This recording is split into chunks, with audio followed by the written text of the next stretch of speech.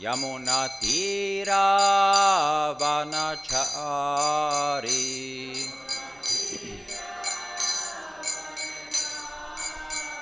Yamunatira vanachari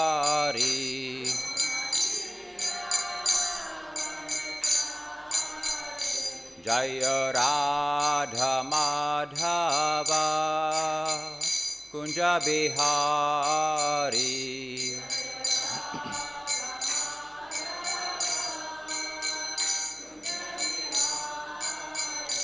Jaya Radha Madhava Kunja Bihari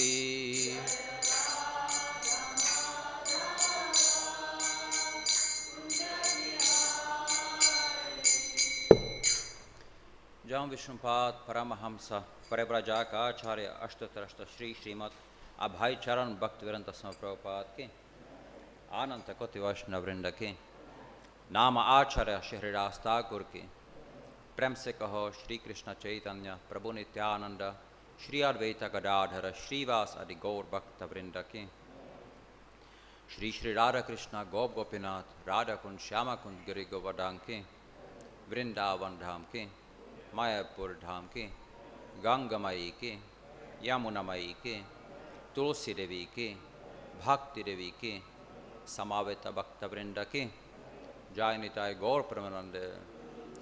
All glories to the assembled devotees. All glories to the assembled devotees. All glories to the assembled devotees. All glories to Shri Guru and Shri Gauranga. All glories to Shri Prabhupada.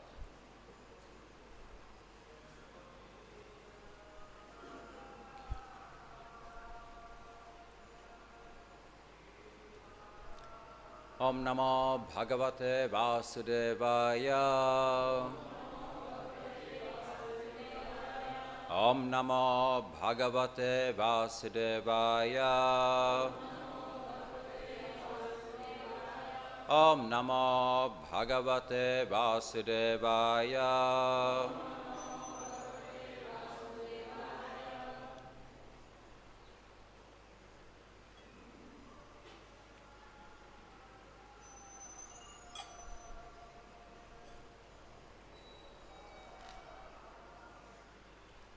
Okay, so reading from Srimad Bhagavatam, first canto, chapter 16, and text, it's from 26 to 30.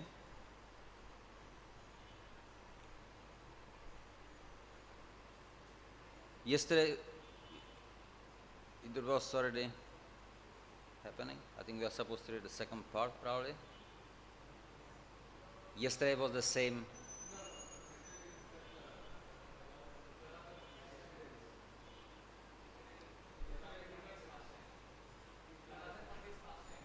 Okay, so this is the first time we are reading it. Okay, good. So the purport is long, so they may want us to read only half of it. I'm not sure. Let's see how it goes. And that's the last one, yeah? Yes. Okay. So I'll just read the verses, and then we will keep repeating the last one.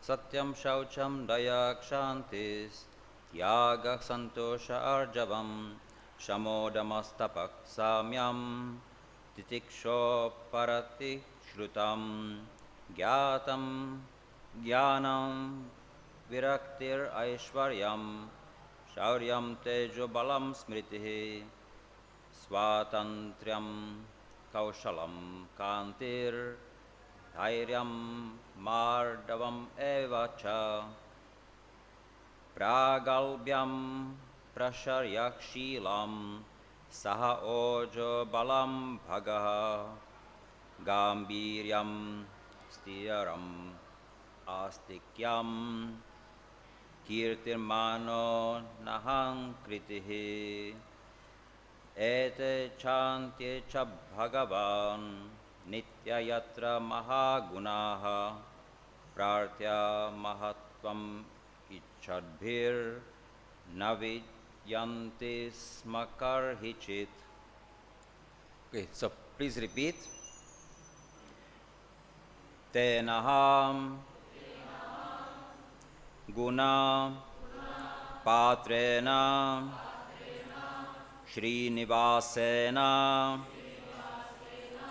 sampratam śaucaṁ rahitam lokam papmana kalinekshitam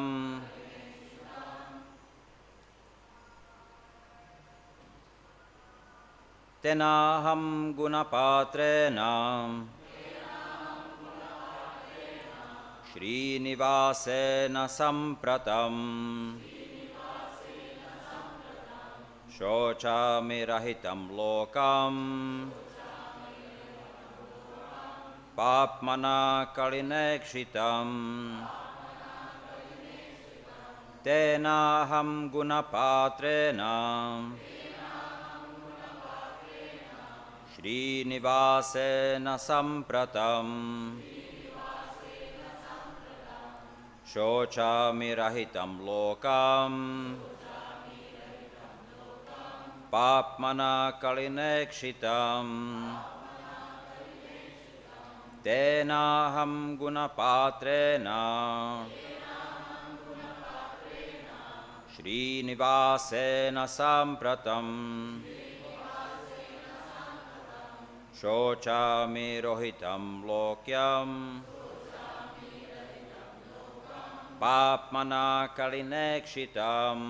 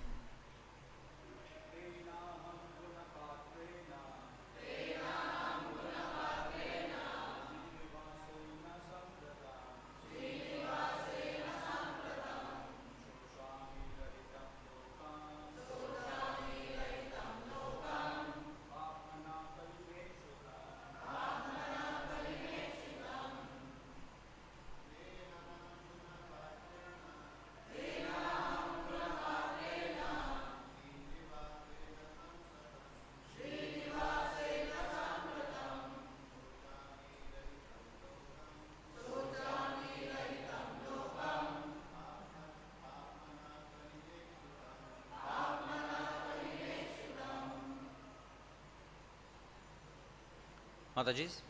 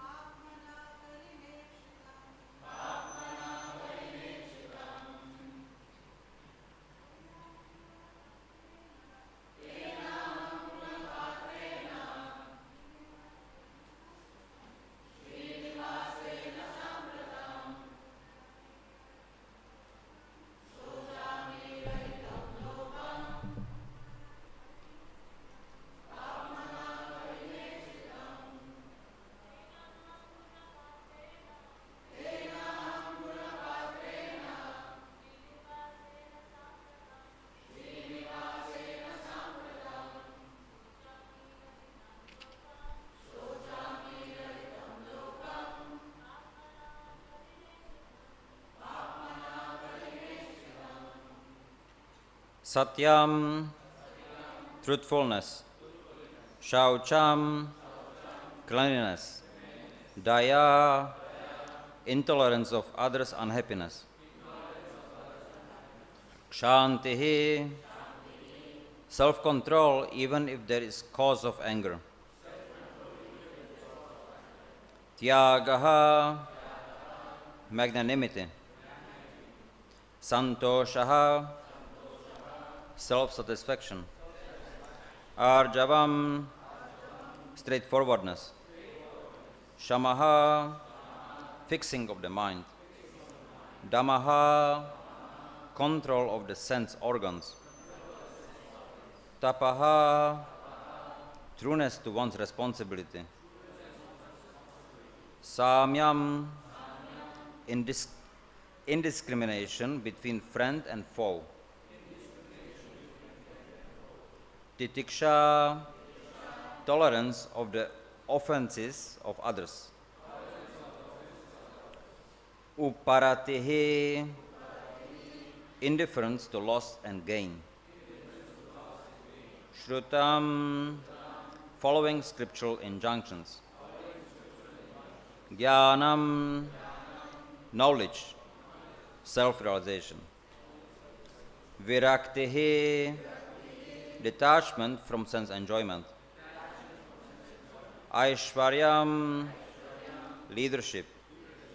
Śauryaṁ, chivalry. Tejo, influence. Balaṁ, to render possible that which is impossible.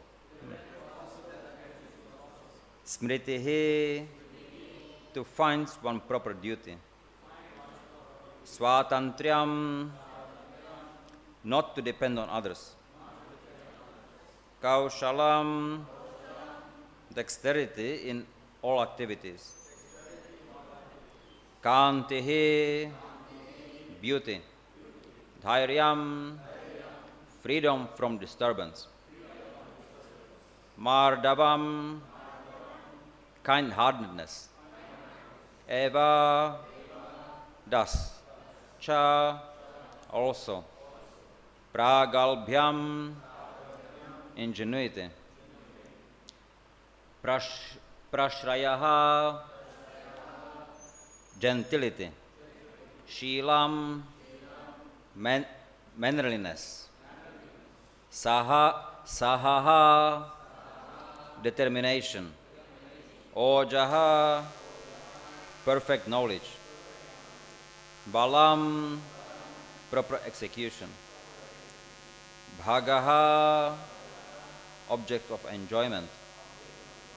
Gambhīryam, joyfulness. Śaucaṁ, immovability. Āstikyam, faithfulness. Kirtiḥ, fame. Manaha, worthy of being worshipped. Anahankritiḥ, pridelessness. Ete, all these. Cha anya, also many others. Cha, and Bhagavan, the personality of Godhead. Nityaha, everlasting. Yatra, where. Mahā-guṇāḥ, great qualities. Prartyaha, worthy to possess. Mahattattvam, greatness.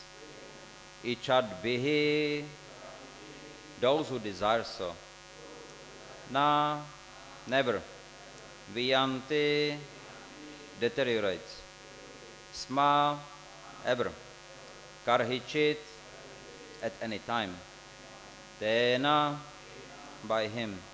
Aham, myself. Guṇa-pātreṇa, the reservoir of all qualities. Śrī, the goddess of fortune. Nivāsena, by the resting place. Sampratam, very recently. Śaucaṁ, I am thinking of. Rahitam, bereft of.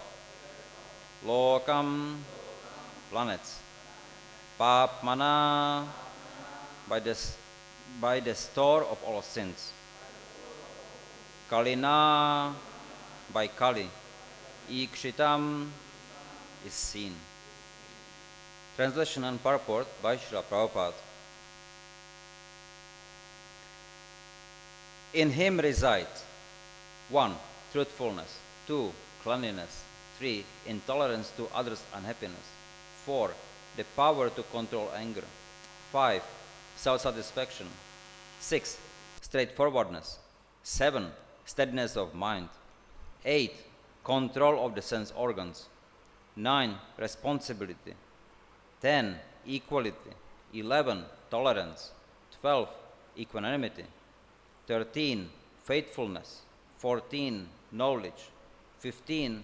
Absence of sense enjoyment. 16. Leadership. 17. Chivalry. 18. Influence. 19. The power to make everything possible. 20. The discharge of proper duty. 21. Complete independence. 22. Dexterity. 23. Fullness of all beauty. 24. Serenity. 25. Kind-heartedness. 26. Ingenuity. 27. Gentility. 28. Magnanimity. 29. Determination. 30. Perfection in all knowledge. 31. Proper execution. 32. Possession of all objects of enjoyment. 33. Joyfulness. 34. Immovability. 35. Fidelity. 36. Fame. 37. Worship. 38. Pridelessness. 39. Being as the personality of Godhead. 40. Eternity. And many other transcendental qualities which are eternally present are never to be separated from Him. That personality of Godhead, the reservoir of all goodness and beauty, Lord Shri Krishna, has now closed His transcendental pastimes on this face of earth. In His absence, the age of Kali has spread its influence everywhere. So I am sorry to see this condition of existence. Purport.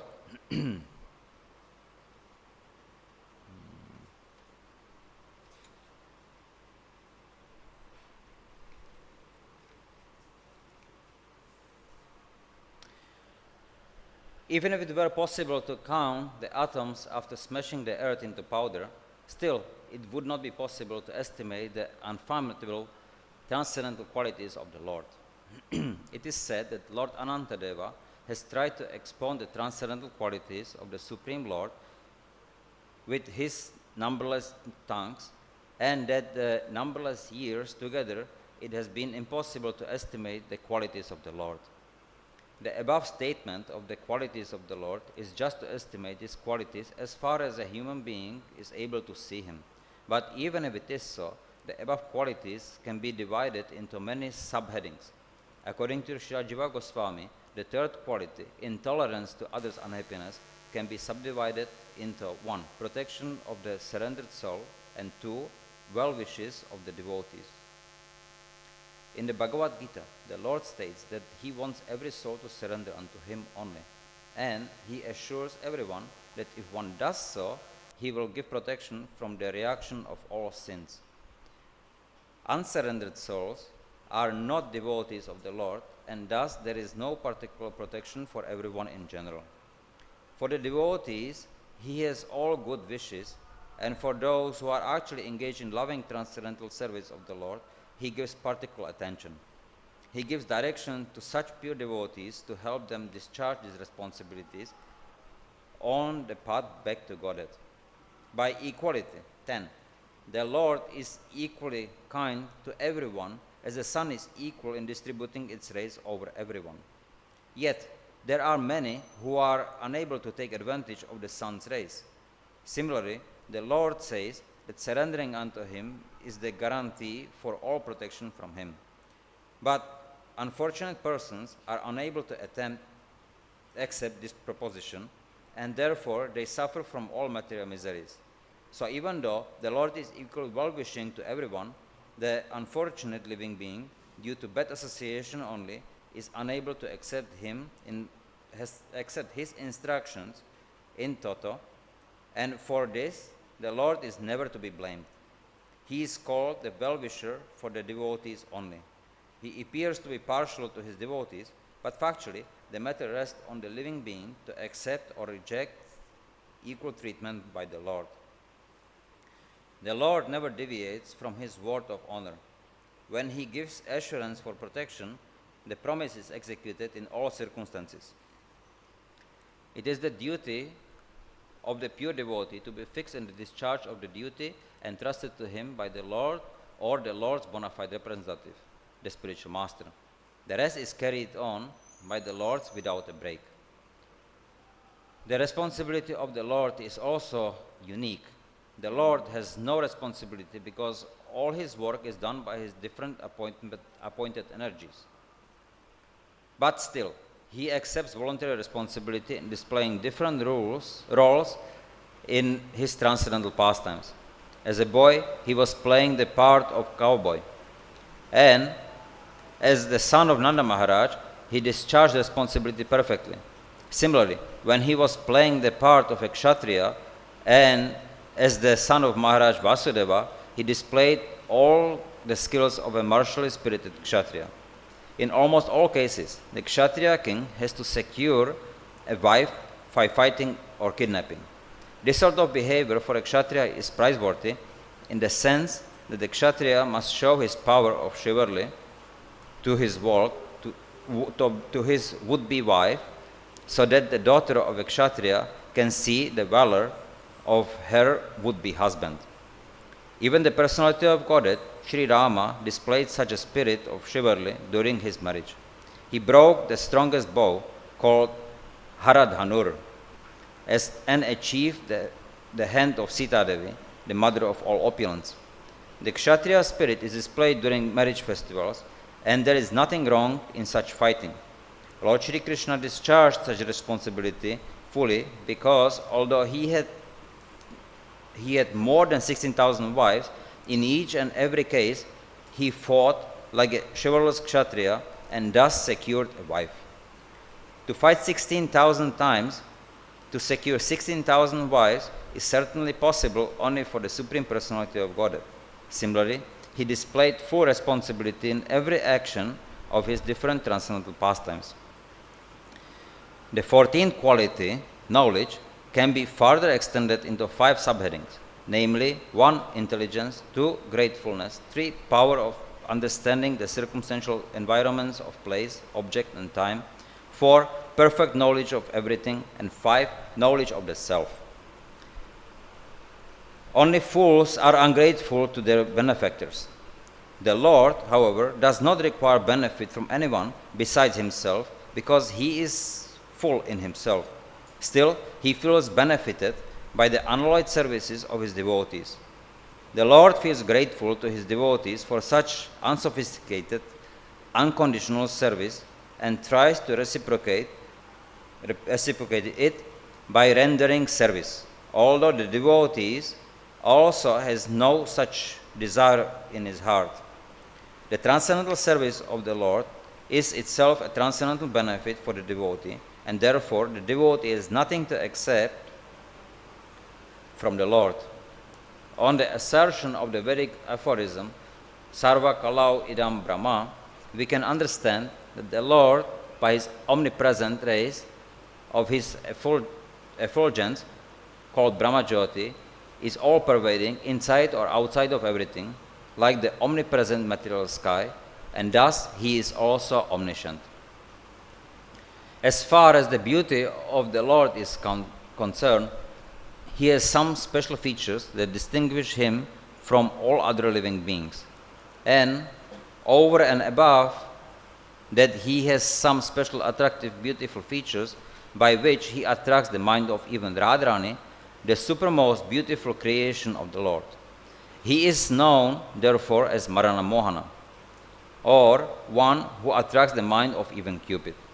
Srila Jiva Goswami Prabhu has scrutinizingly analyzed other transcendental qualities of the Lord and affirms that Lord Shri Krishna is the absolute Supreme Personality of Godhead, Parabrahman. He is omnipresent, he is inconceivable by his inconceivable energies, and therefore he is the Yogeshwara, or the Supreme Master of all mystic powers. Being the Yogeshwara, his eternal form is spiritual, a combination of eternity, bliss, and knowledge. The non-devotee class cannot understand the dynamic nature of his knowledge because they are satisfied to reach up to his eternal form of knowledge. All great souls aspire to be equal in knowledge with him. This means that all other knowledge is ever insufficient, flexible, and measurable, whereas the knowledge of the Lord is ever fixed and unfathomable. Srila Sutta Goswami affirms in the Bhagavatam that although he was observed by the citizens of Dwaraka every day, they were ever increasingly anxious to see him again and again. The living being can appreciate the qualities of the Lord as the ultimate goal, but they cannot attain the status quo of such equality. This material world is a product of the mahatattva, which is the state of the Lord's dreaming condition in his yoga nidra mystic slumber in the causal ocean, and yet the whole creation appears to be a factual presentation of his creation. This means that the Lord's dreaming condition are also factual manifestations. He can therefore bring everything under his transcendental control, and thus, whenever and wherever he does appear, he does so in his fullness. The Lord, being all that is described above, maintains the affairs of his creation, and by his so doing, he gives salvation even to his enemies who are killed by him. He is attractive even to the topmost liberated soul, and thus he is worshipable even by Brahma and Shiva, the greatest of all demigods. Even in his creation of Purusha avatar, he is the Lord of the creative energy. The creative material energy is working under his direction, as confirmed in the Bhagavad Gita 9.10. He is the control switch of the material energy. And to control the material energy in the innumerable universes, he is the root cause of innumerable incarnations in all the universes. Therefore, there are more than 500,000 incarnations of Manu in only one universe, besides other incarnations in different universes. In the spiritual world, however, beyond the Mahatattva, there is no question of incarnation, but there are plenary expansions of the Lord in different Vaikunthas. The planets in the spiritual sky are at least 3 times the number of those within the innumerable universes in the Mahatattva. And all the Narayan forms of the Lord are but expansion of his Vasudeva feature, and thus he is Vasudeva, Narayan, and Krishna simultaneously. He is Shri Krishna Govinda, Harer Murare, Henatha Narayana Vasudeva, all in one. His qualities, therefore, cannot be counted by anyone, however great one may be. Hare Krishna. So that was a long one.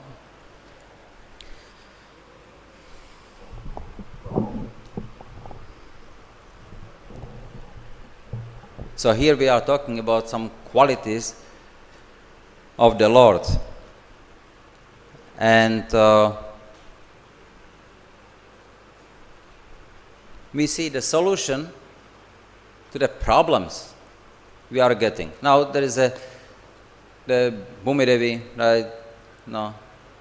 Dharma, no. They are having problems with Kali. We are having problems. Everybody is having some problems.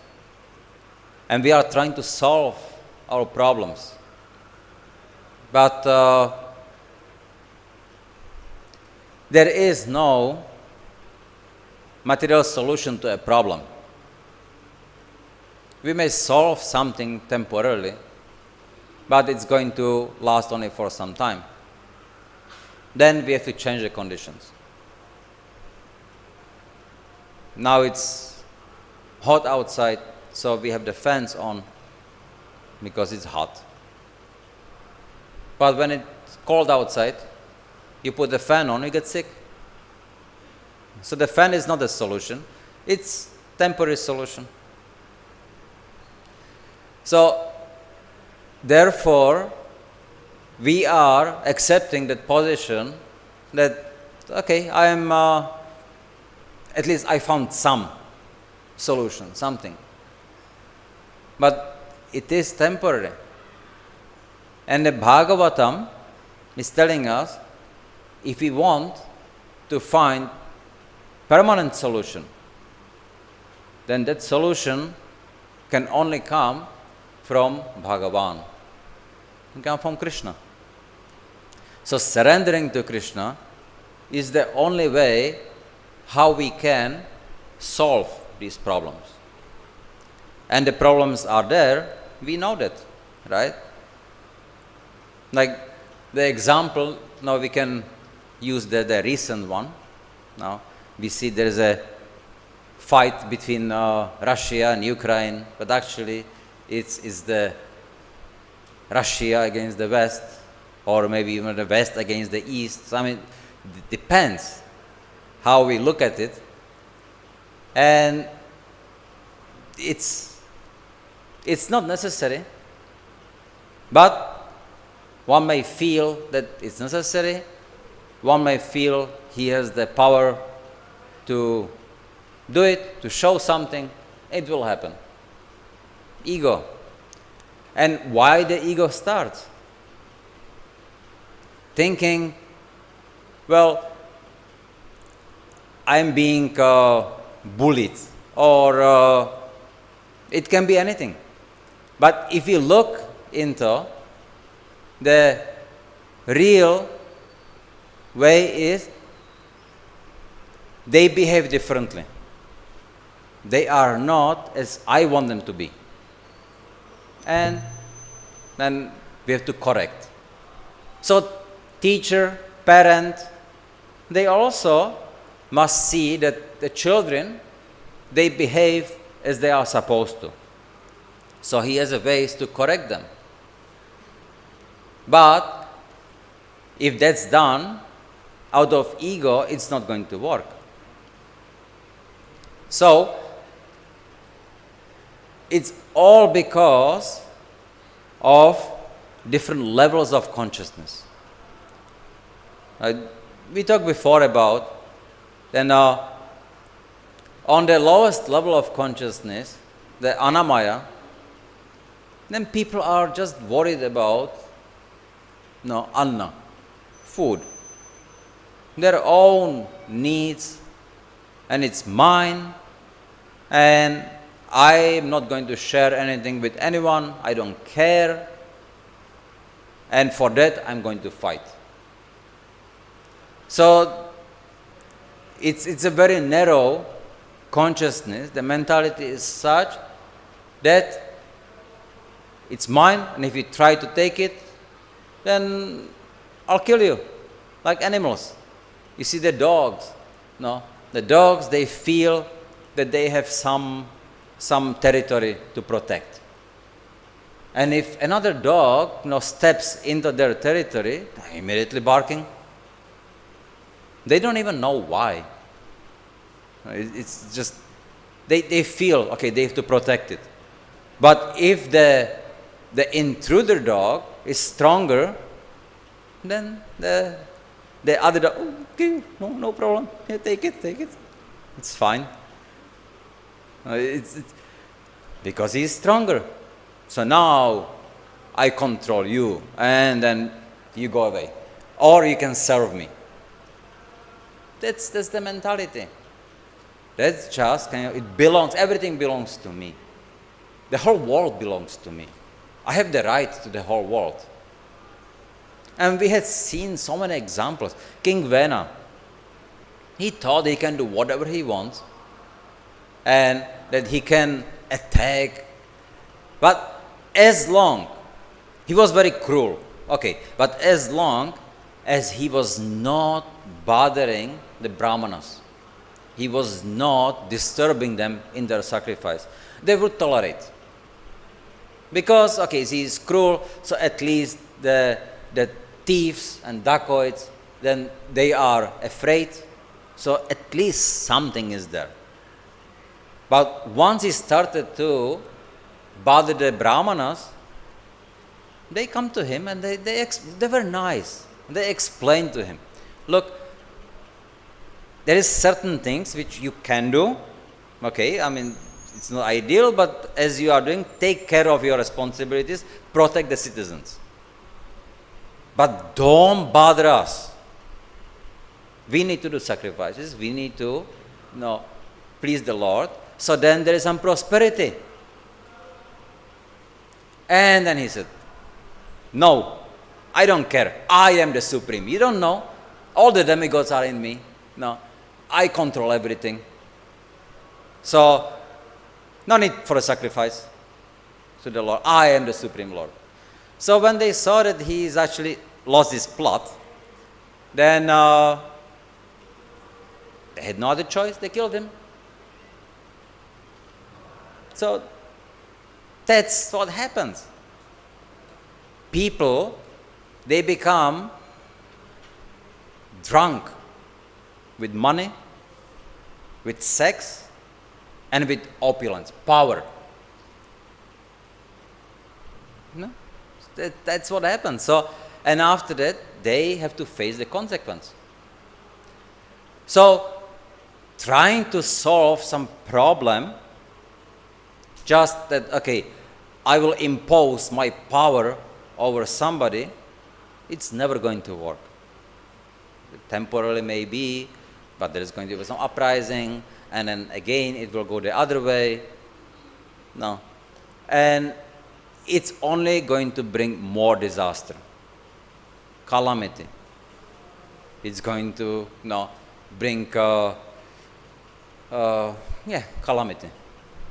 So, and why is it actually happening? What is the problem in the world? Why one person hates the other? Why is it that the community doesn't like or even hates somebody? The country hates somebody else, other country, and they are even willing to fight, to kill. For what? It's because there is a lack of understanding who we are. We think, I am this, I am that person, no, I am man, I am Indian, no, I am this, and makes my identity, you are not like me, so you should not exist. Well, who gives them the right to decide so? Right? So, it's, we may call it religions, right? So everybody fights Muslims, Muslims fight everyone. Then the Christians, they had crusades, and they would fight everyone who is not a Christian. Jews, they feel that they are oppressed. Then Hindus, they also feel sometimes they are attacked. Sometimes they do attack, protecting. But what is actually the root cause? What actually defines the identity to the religion? It's a culture. So it is the culture which one accepts and defines him, right? Because the culture brings also ways how one deals. The culture brings also the values one maintains, one has. So all these define the person. So now if I start associating, or somebody, right, may associate with some thieves, and the thieves, they have culture, and that by association one accepts the culture, becomes a thief. So he has to do things as they do to be accepted, and he becomes accepted, and he identifies with it, and he is happy because at least I'm somebody. And later on giving up, it's very difficult. But then the police, they don't like the culture of thieves, so they go after the thieves and they catch them. And thieves don't like the police, so they fight back. So it is about just one's values. These values then also define one's consciousness. So then the higher level, pranamaya, it's still very materialistic consciousness, and it's about I feel that you did something wrong, then I should punish. It's like, no, you did something to me, I do something to you. Eye for eye, tooth for tooth. There is no thinking of like a dharma. There is no thinking about other considerations. It's just very simple, very low level. It's called the extended sense gratification. As the anamaya is a sense gratification purely, then the pranamaya is the extended one. I can tolerate you if you use my stuff as long as you don't disturb me and as long as you don't destroy it. But if you do, then I will punish you.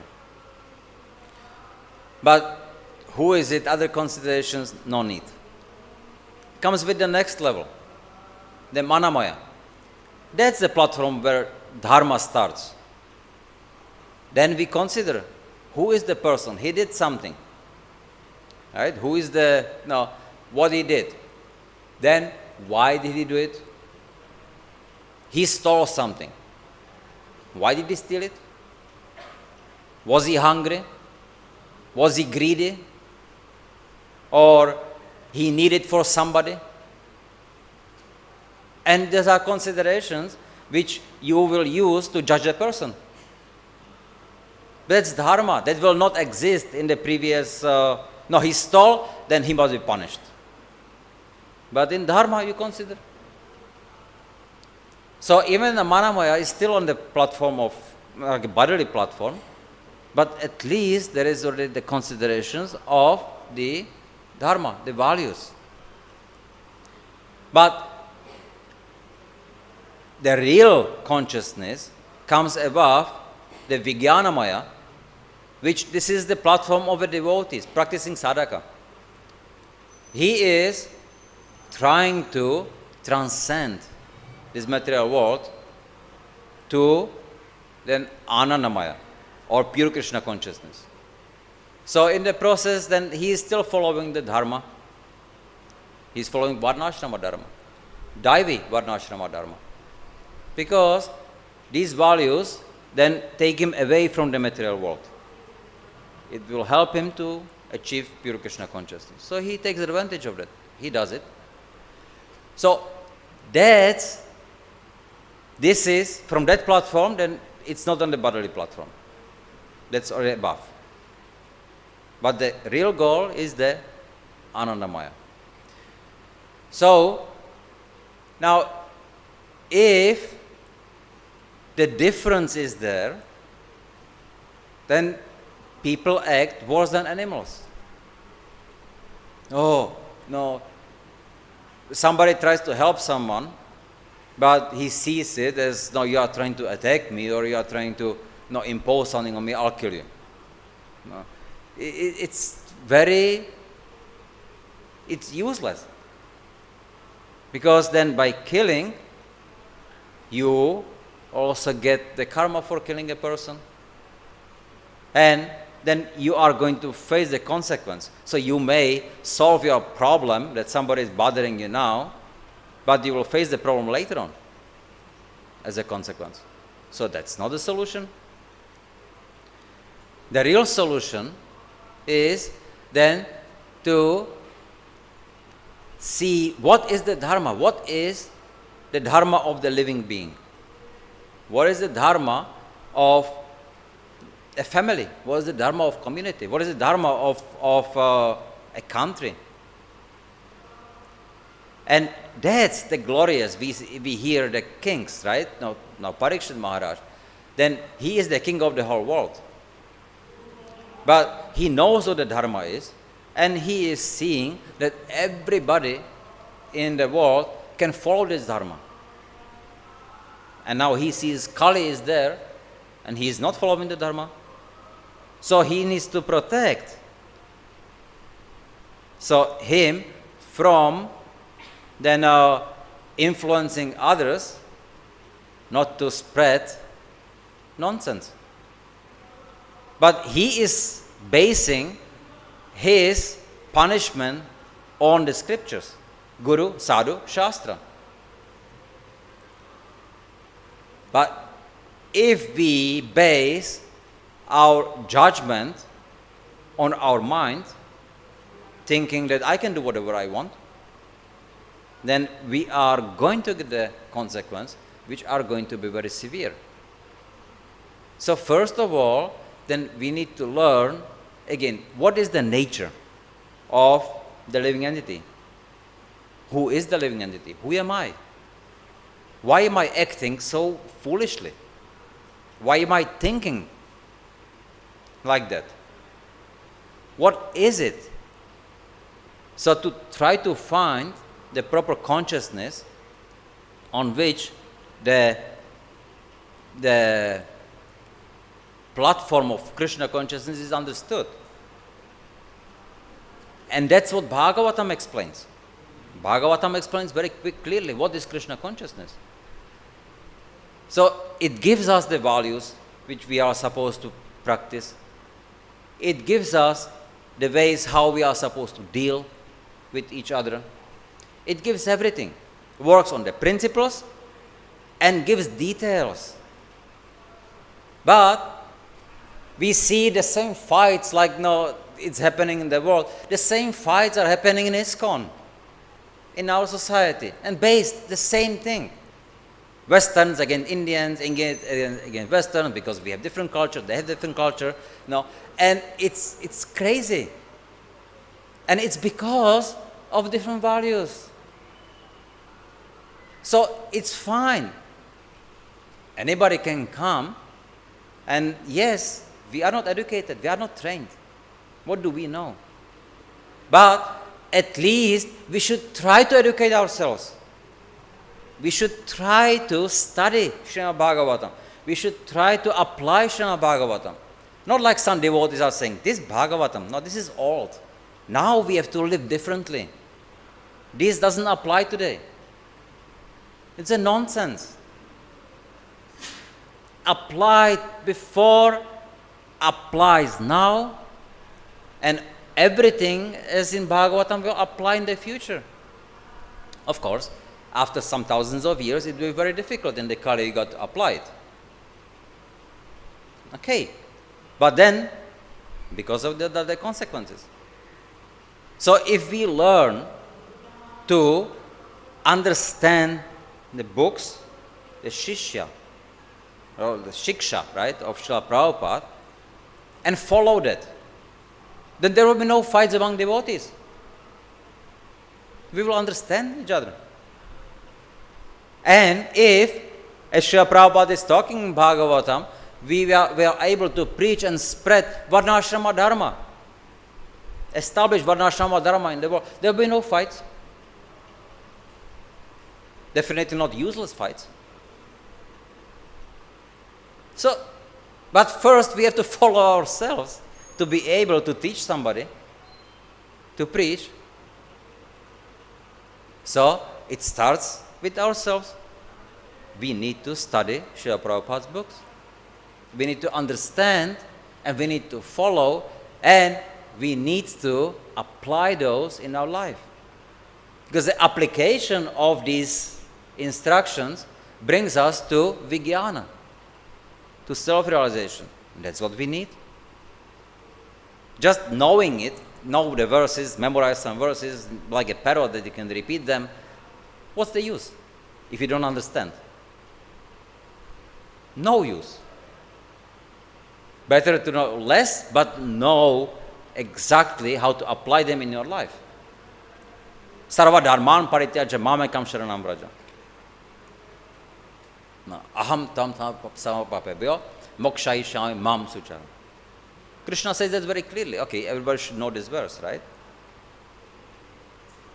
It's very important. So not that I can say it, but understand, contemplate. That's very important. And live according to that. Not that, okay, yes, sarva dharman, okay, I understand. But to live my life, I have to read some self-help books.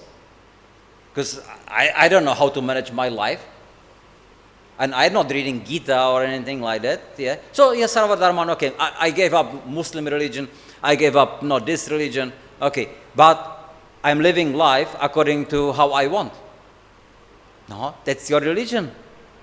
You didn't give up. You didn't surrender. You are attached to your own little world, which you feel that's what you want. So that's not what Krishna is talking about. Krishna says even that has to be given up. Very clearly. So these are important points. We have to consider them. We have to study them.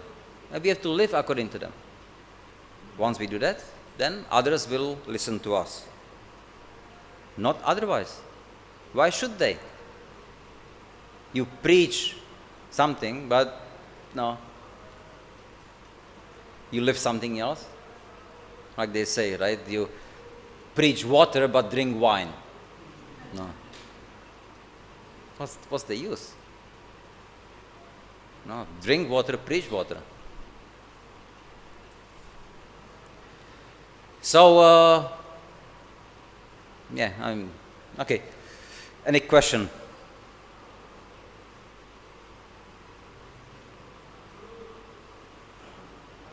Yes, you have a mic somewhere? I don't see anything. No.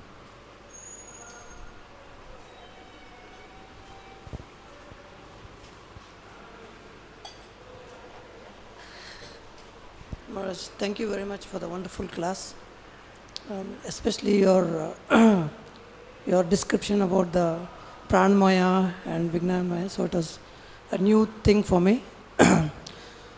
Maharaj, the question is that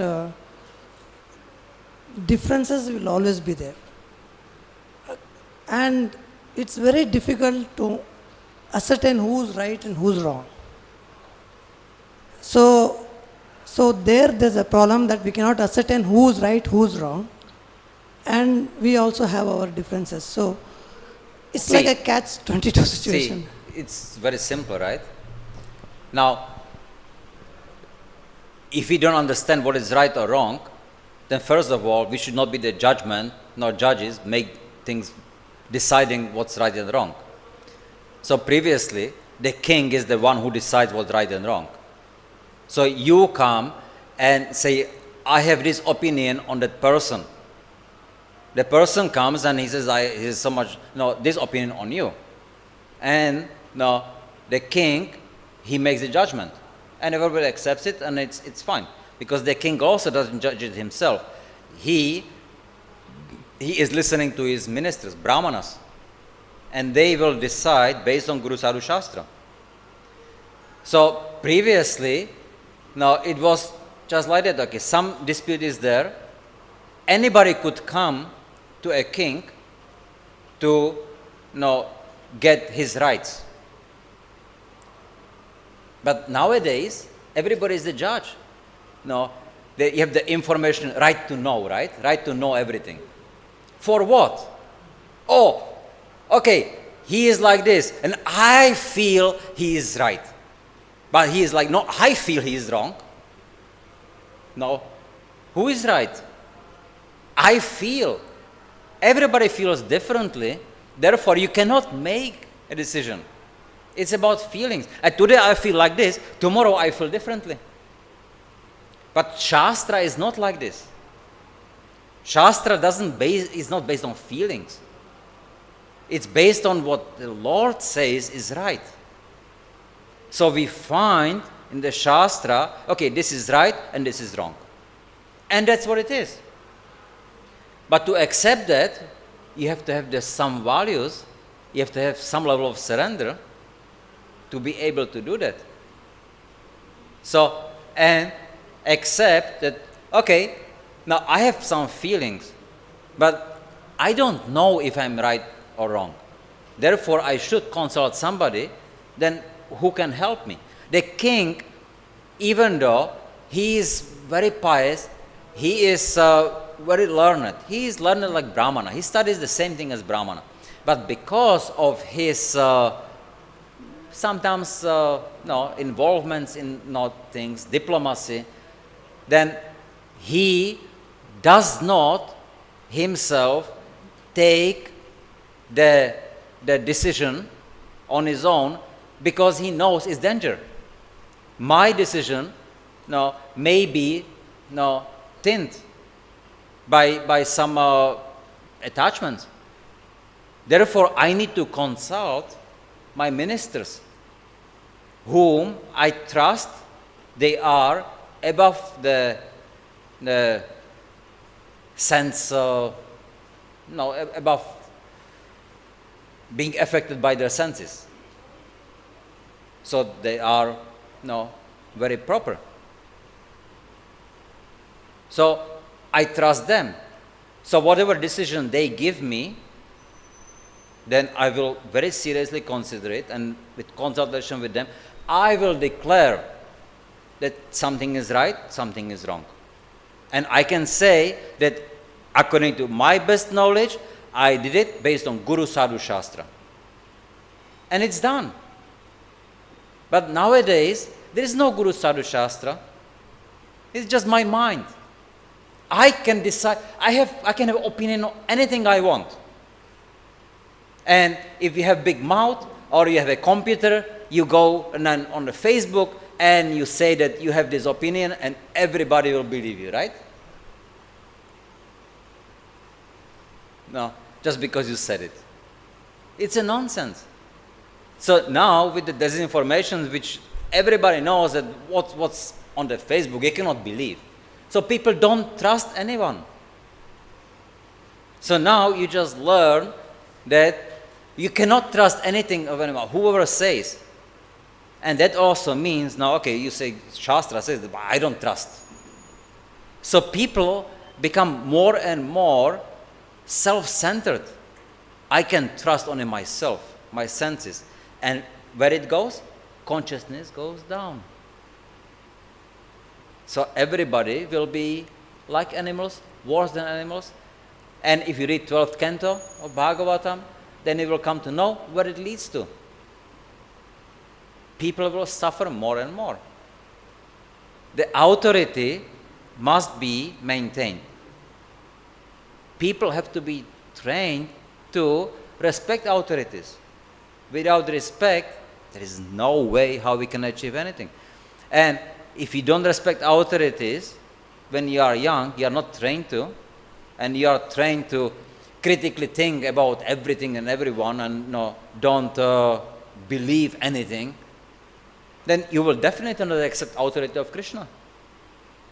So you will be and you will maintain being atheist.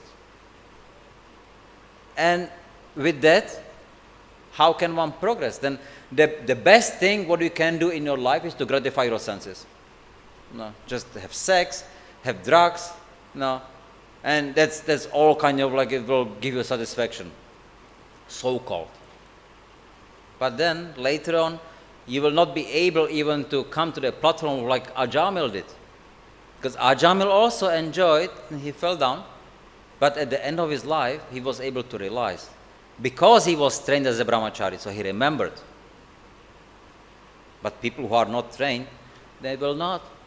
And when you come and preach to those people, they will just reject you. Because they don't want to hear, because they are atheists. So previously there were more people who are innocent. They don't know what they should do, but if you preach to them, then they will be more open-minded. Oh yeah, okay, you are saying like, actually it's logical, yes. Now Guru Sadhu Shastra, there must be some way, okay, I want to hear more. But now they will say, no, it's some disinformation. No, I don't trust you, get lost. No. So, and that's what the social media does. Make everybody distrust anybody else. And so whom we can trust? Only to your mind.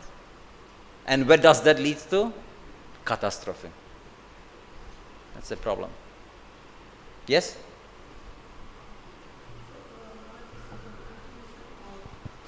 So understanding is that if I am in any kind of problem, even if I have a problem with anybody, in order to get the solution, then I have to start studying the scriptures, trying to... If you do it yourself or find somebody who does study the scriptures, now who is renowned now for then studying and knowing what the right thing is to do, and not what you want to hear, but you are ready to hear from him what is the right thing.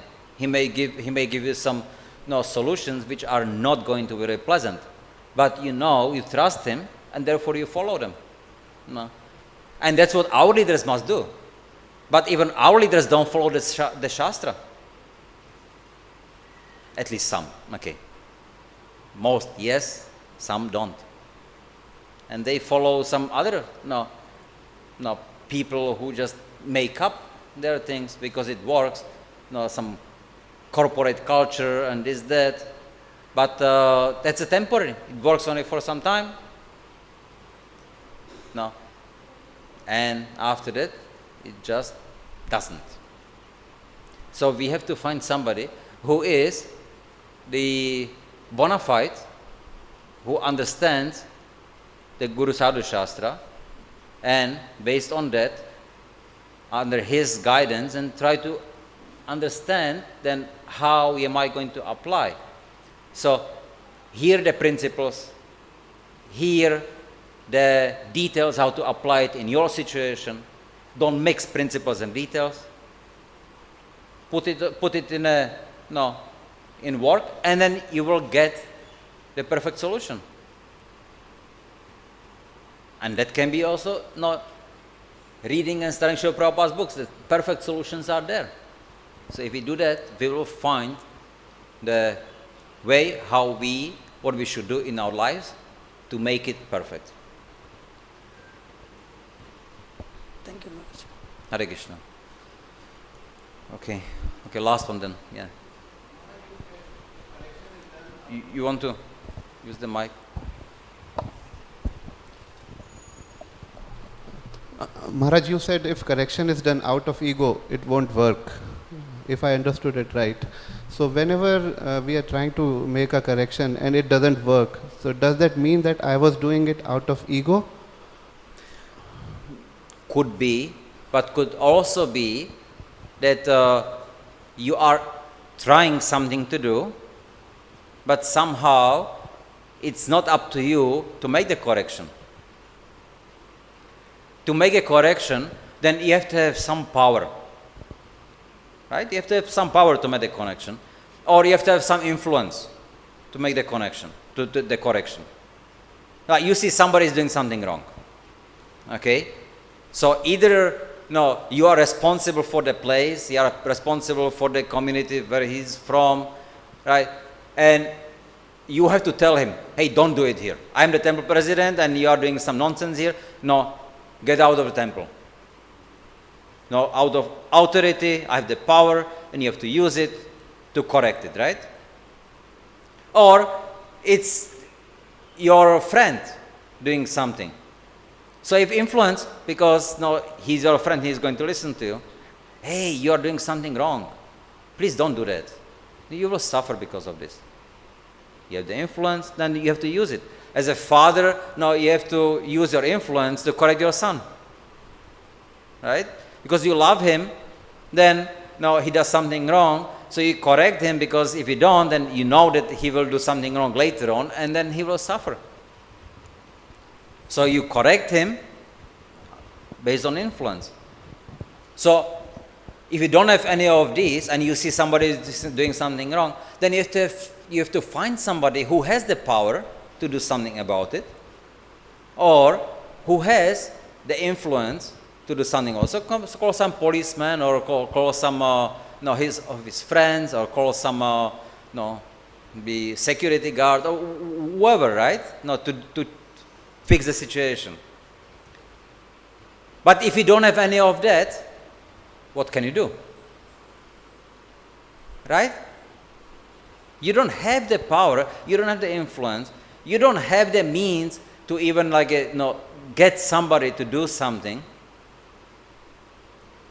You can try, but if the person has no respect for you, he's not going to do anything.